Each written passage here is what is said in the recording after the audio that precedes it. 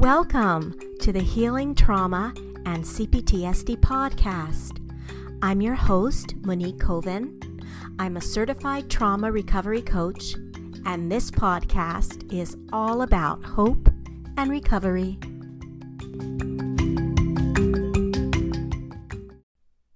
Hi, everyone, and welcome back to the podcast. Today, I'm going to be sitting down with my friend and colleague, Kimberly Weeks. And Kimberly is also a trauma recovery coach, and she specializes in working with both men and women who are recovering from narcissistic abusive relationships with partners. So we're going to be talking all about that in this episode, and I hope that you find this episode informative and helpful. Hi, Kim. What is happening, Monique Coven? How are you doing? Awesome. I'm doing good. It's so nice to speak with you again. Yes, I always love coming in and talking to your listeners. You have a really great following. You're doing incredible work supporting survivors of chronic PTSD. So thank you so much for having me back. Oh, you're welcome. And I don't do it alone. I have people like you, willing to come on and share their expertise. So actually today I'm looking forward to talking about the kind of work you do. You work specifically or predominantly with survivors of narcissistic partner abuse, and you yourself are a survivor of being in a relationship with a narcissist, and so I know that you support women, helping them to become more empowered, because after being in a relationship like that, it can be very devastating. So I thought that we could just unpack this whole thing as much as we can in understanding. And I think the best way to start maybe would be, could you give us a definition of what narcissistic abuse or what narcissism is? Absolutely. And this is a very good conversation to have. There's a lot of people out there in relationships, intimate partner relationships, who are experiencing trauma and wounding and have no language to express or communicate what they're going through. And that makes it very difficult to make decisions with clarity or make just decisions for your best interest. So, let's talk about narcissism and what narcissistic personality disorder is. From a basic standpoint, narcissistic personality disorder is a type of traumatic behavior and or violation in which a person routinely takes advantage of another human being, and that abuser is on the narcissistic personality disorder spectrum. Now, it's a spectrum because, all of us have a basic level of narcissism, like self-interest. But there are characteristics that a person can take on that make it toxic, make it damaging to others, and make it something that's actually dangerous for the people they come in contact with. So narcissistic abuse is when a person violates another human being on a consistent basis for the purpose of taking advantage of anything about that other human being for their benefit. And there's some basic characteristics or character traits of a narcissist that I want to make sure that we communicate clearly about. The first is a marked lack of empathy. The person has no ability to empathize or have compassion for other human beings. They can fake that, and they can pretend and mirror empathetic behavior that they see in others, but that's what they're doing. They're actually just acting out empathy.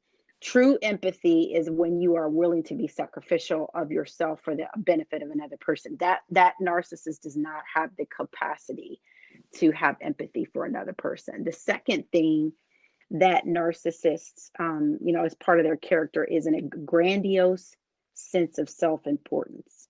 They see themselves as superior, special, and not special like the kindergarten teachers tell you you're special, but special meaning that there are things that they are able to do because they're so much more important than other people. They have a grandiose sense, an inflated sense of self and self-importance.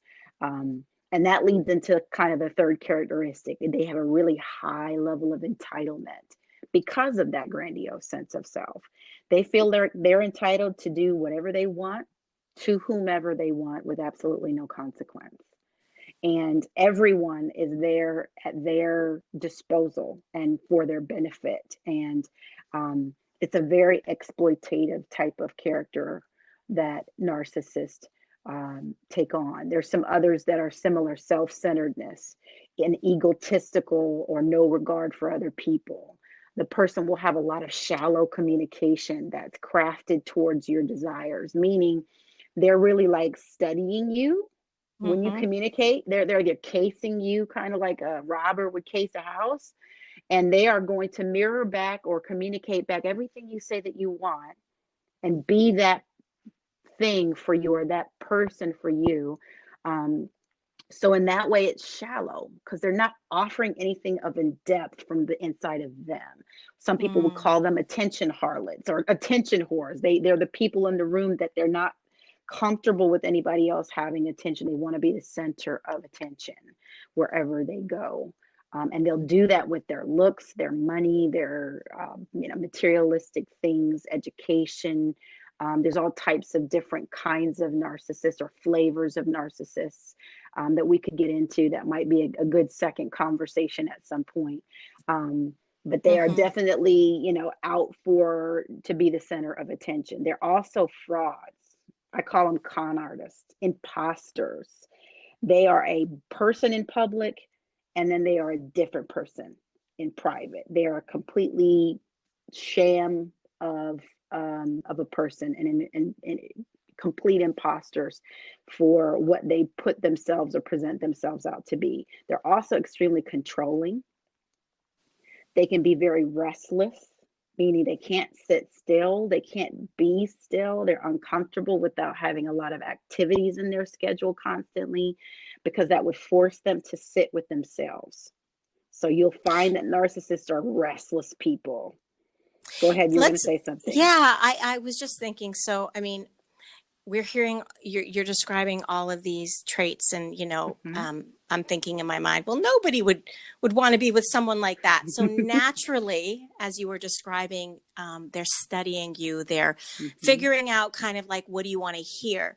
So what is it like, when a person first meets, let's say, the narcissist, and is potentially going to get into some sort of a romantic type of relationship?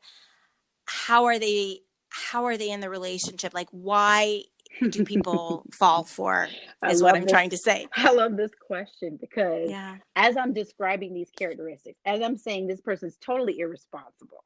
They're totally about their image. They ghost you. They're impulsive. They can be dangerous. They're rageful.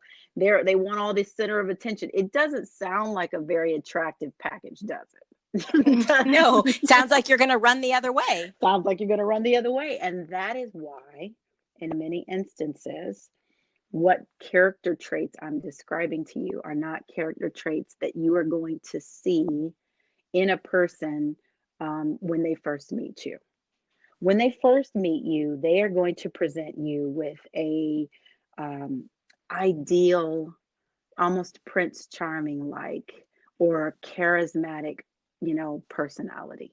They're going to be the life of the party. They're going to be the person that's so kind and, is altruistic and helpful, and, all of those things. And if you're in an intimate partner relationship, you're talking about the perfect date, the perfect, I mean, perfect gentleman or perfect, um, you know, gentlewoman presented to you. I mean, they literally they're checking every box as it relates to appropriate, kind, generous, loving behavior when you interact with them. And they want to present an image to you. I've heard it said the person is a master of managing people's perceptions. They present an image to you that is just so over the top incredible that it's It's almost a sweep you off your feet type of Mm-hmm. environment. And that's why it's disarming, because all of those character traits are only things that a person will be able to see, as I described at first: low empathy, grandiose, entitled, self-centered.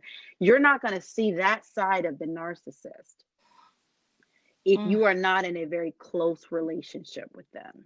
And when that could be the partner, that could be their children, okay?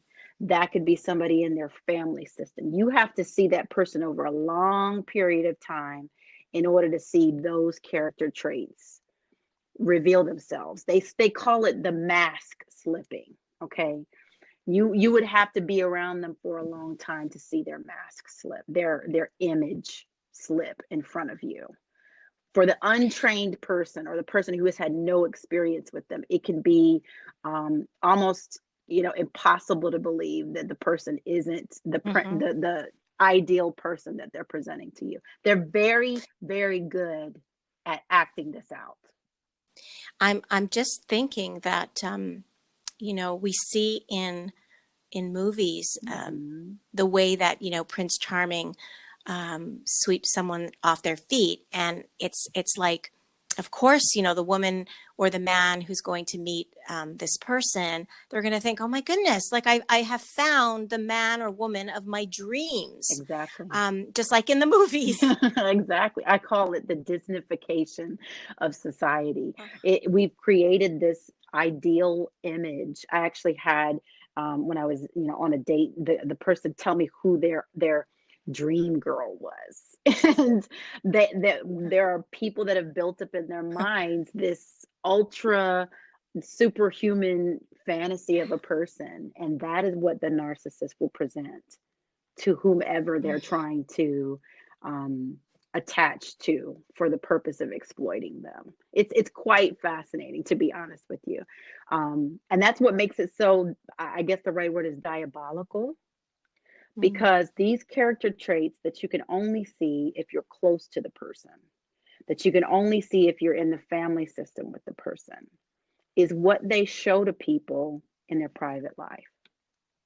It isn't the person they present in public, or Mm-hmm. at their job, or in environments where they're trying to impress other people. It is a completely opposite personality Mm-hmm. that they present. So it's almost like Dr. Jekyll and Mr. Hyde. Yeah. Yeah, and I can just imagine, let's say this is going on behind closed doors, Mm-hmm. and you want to tell people or tell your community, but they might have difficulty believing that because they're only seeing this wonderful, kind, giving human being, Right. and you're describing someone they haven't seen. You're describing a So, person that sounds like, um, sociopathic or psychopathic, or the right. calculated level, the level of disorder that you're dealing with a person with narcissistic personality disorder. You're describing a danger to society.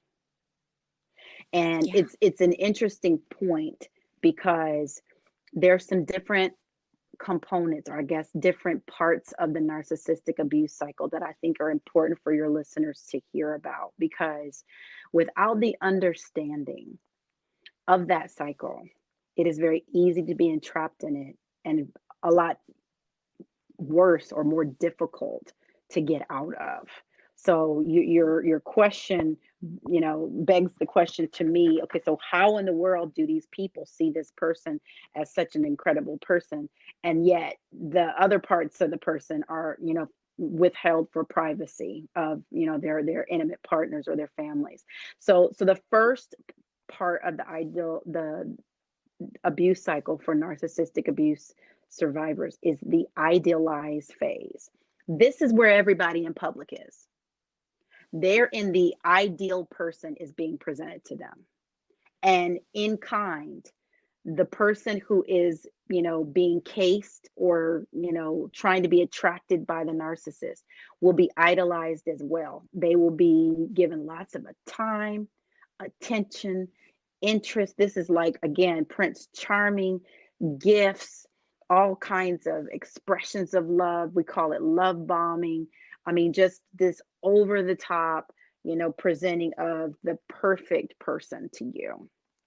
And that's what they do in public to people who they come into contact with at work, who they see once a year at Christmas or Thanksgiving.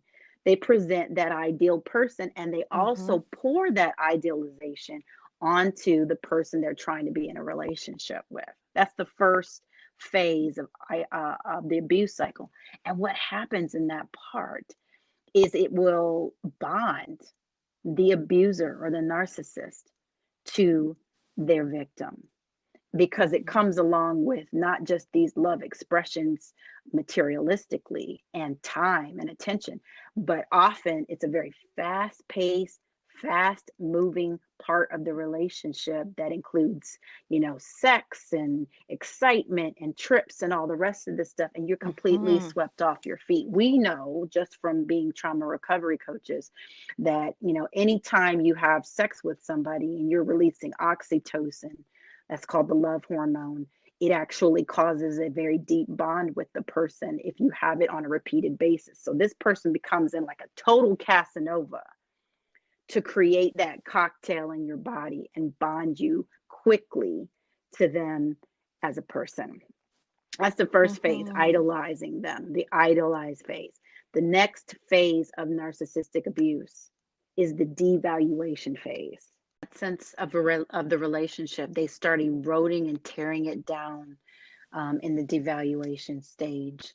And so that's the second part of the abuse cycle. They start with idolizing you, and then they tear down the idol that they've made you in their minds, and they start to devalue and tear you down.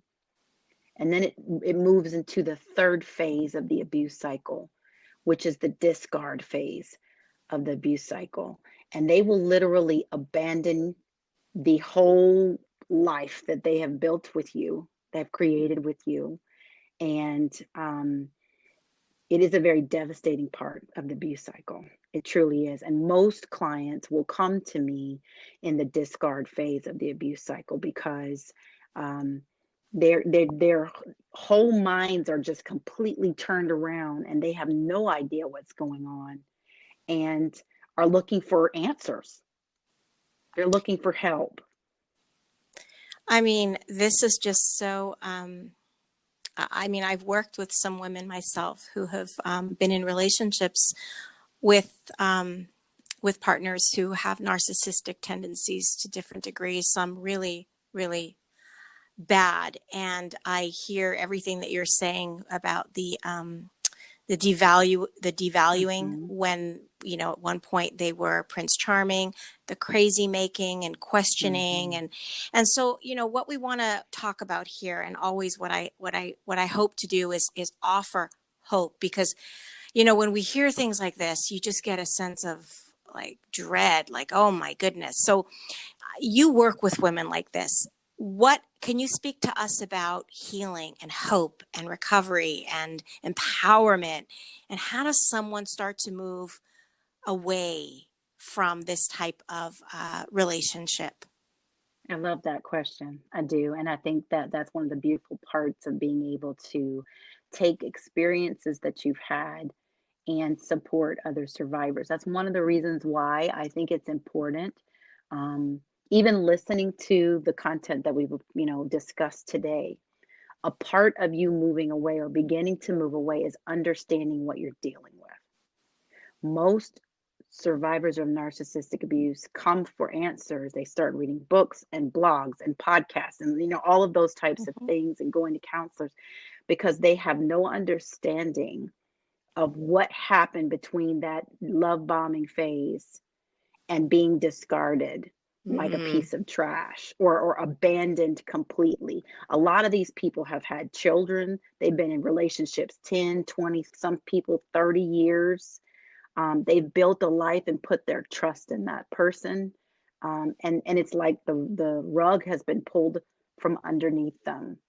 So the first step in, restoring hope for your life is understanding what you're dealing with, not just with the narcissist, but the impact that it's had on you, and being able to have a place to have a supportive environment to be validated, to be heard, to be believed. And I'm going to say that because a lot of abuse survivors, domestic violence survivors, try to tell people what they're dealing with at home and what has happened to them, and often are blamed or victimized or re-traumatized further by someone saying, or something that is inconsistent with support for that person. So a lot of what survivors need is just to be heard and to be believed.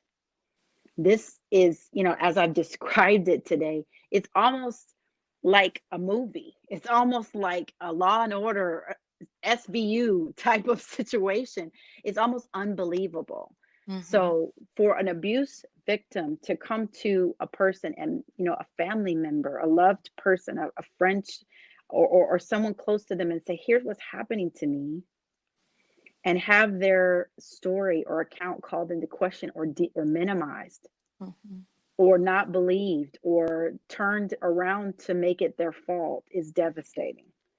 So a lot of what I do with my clients is I sit and hold the space with their experience. I have already walked through it myself, Mm-hmm. so I'm able to impart them with understanding. Well, I think it's you're giving them understanding, and you're giving them words that, those experiences can be so overwhelming. And I'm thinking frontal cortex offline, and just like not being able to really figure out what the heck is happening. Yeah, there's something about language, for the that makes the person who has been a victim feel like they're not going crazy. Like, this is a real thing. And there's other people who have experienced this. And yes, they have the same experience that I had. And, Mm-hmm. there might be some different details, but from a basic standpoint, like, it opens that person's mind up to all the devaluation, all of the gaslighting, all of the calling their reality into question, in walking through the recovery process with survivors. All of a sudden everything makes sense, and it Mm-hmm. has names. And it's a real thing, and there's something that happens. I can see the shift that happens, um, in survivors when they start to realize that they were not crazy this whole time, and what was Mm-hmm. happening to them was truly a violation. And so you go through the stages of grief. They go through all of the different expressions of, sadness and depression, and, feeling some kind of, guilt and shame. And I mean, just all of those different things, they go through all of those things. And to have someone holding their hand while they go through it, that says, I know, I've been there, I get it, I understand, and can give them some guidance and direction and some support tools and resources, is so helpful. It really Mm-hmm. is. Because Mm-hmm. here's what can happen. You have that abuse cycle, and they've been idealized and devalued, and they've been discarded. What can happen without that support after they've been discarded is the last part of the abuse cycle, which is where a narcissist will actually keep what I call a narcissistic harem of ex-lovers or ex-victims, that when they get bored with the person they're with now, the new supply of attention and adoration, they will actually, what's called, hoover back exes, so that they can continue to have, the supply that they need for the process that they're in the abuse cycle. It's just like the Hoover vacuum. They will suck you back into that same cycle of idolize, devalue, and discard. And so obviously that's re-traumatizing. Obviously that causes more damage. Mm-hmm. And if a person doesn't have language for the experience, they don't get that they're not, they were never, cared about truly by that person, that they're actually in some kind of a, um, you know, mind control game playing situation, When the person comes back love bombing and saying they're so sorry and they miss them, and what about the good times? When they come back with all that, it's going to activate that the bond that they originally had with the person. And they're going to think, well, maybe, we can give this another shot. And that hoovering process is, again, textbook for the narcissistic abuse cycle. So having a support person and communities of people who've had the same experience, so that you do not be, you don't get entrapped and duped again into getting back into that cycle with the narcissist, is so vitally important. I can't tell you how many times I've had clients say, well, I have been with different men or different women, but they've all treated me the same way. So they have re-entered the abuse cycle with a different face and a different name. So healing and doing the personal inner work to determine where this, pattern was demonstrated to you in your childhood or in your life as a young adult. And, what that taught you about who you are, what that taught you about, what love and what, a healthy relationship looks like, or a relationship looks like, and, what is appropriate in terms of setting boundaries for other people. If you don't have that framework and support system, you can easily find yourself going through the narcissistic abuse cycle with multiple people across a lifetime. Yeah. Which is obviously something that no one wants to do and no one willingly does, kind of like what you said at the beginning. No one willingly wants to go back into that situation. But if you don't understand what you're dealing with, and I think, I want to drop this truth bomb because I think it's an important point to make for people who have experienced this type of abuse or violation. And it's a hard truth, so brace yourself.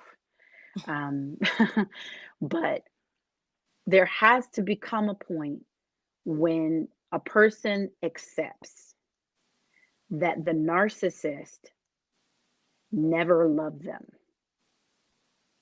never cared about them. And there has to come a point where that person accepts that the person they fell in love with is actually not a real person.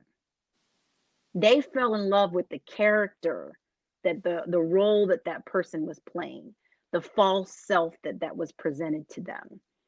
And I'm telling you that as long as a person continues to believe that, there's goodness, and I'm not saying that, I'm not going to make a black and white statement here, but that the person was, in a genuine relationship with them. As long as there's a hope of that, there is an easy, they become easy prey for that particular narcissist and other narcissists as well. We have to come into the reality of an acceptance that the person we thought we were, in a relationship with is not a real person. And that is a hard truth to accept, but it is a truth that'll set a person free, truly, because it will make it very clear that all of the desires that we have for relationship, we can now take all of that energy and start pouring it into ourselves as we heal from the abuse, and, start discovering what we really want in relationships, what we really need, and start going out to, look for and have not even an expectation, but have a desire for healthier relationship dynamics moving forward. Yeah, it's pretty interesting. And also maybe some, I don't know, I'm going to say bigger antennas that kind of, maybe you'll know what to look for. Absolutely. It's called wisdom and discernment. And what will happen through this experience, one of the gifts of narcissistic abuse, and I will say that one of the gifts of narcissistic abuse is it will train you to understand how to look for authenticity in other people. It will train you to look for red flags. It will train you to understand when you are being moved at a very fast pace in a relationship, and you don't have time to really get to know or see that person over a period of time to see if their character is for real. It is actually a gift.